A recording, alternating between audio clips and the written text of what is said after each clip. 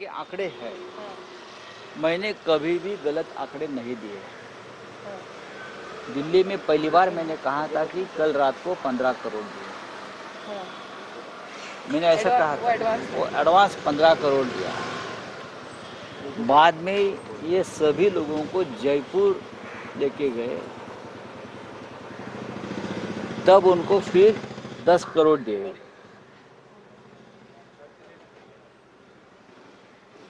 Total जो व्यवहार है 85 करोड़ का।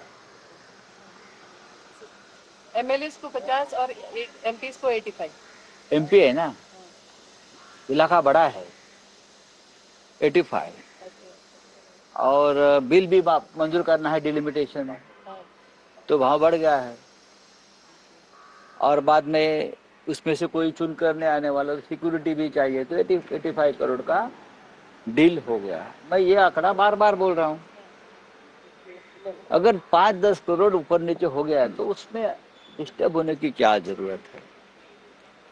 शायद एमपी को लगता है कि 5 करोड़ कम मिला, राउत साहब ने ज्यादा बोला 5 करोड़ और हमको 80 मिला है, 80 मिला है, ये भी होगा। लेकिन सब लोग अपने आप को पैसे से अपना ऑक्शन कर दिया है। 85 करोड़।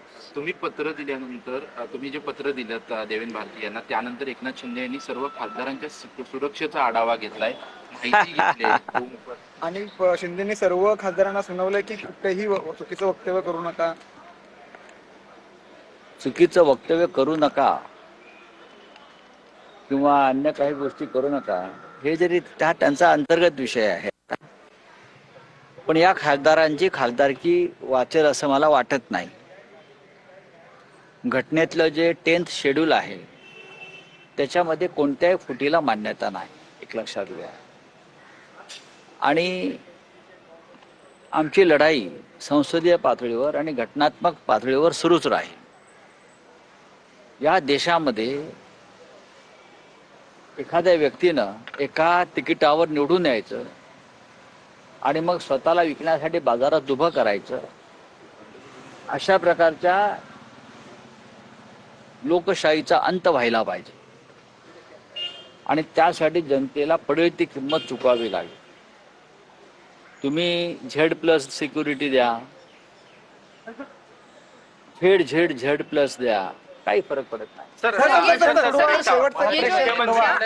लगता है कि कोई बिल मूव होना चाहिए जिसमें कि 2/3 मेजोरिटी वाला जो अमेंडमेंट है उसको कुछ और 2/3 मेजोरिटी वाला अमेंडमेंट क्या है? स्प्लिट को मान्यता ही नहीं है 2/3 में भी. जी, लेकिन इसमें कोई और कुछ चेंज होना लेकिन चाहिए. अगर ये सरकार जो है मोदी जी की, ये संविधान को और 10th शेड्यूल को मान्य को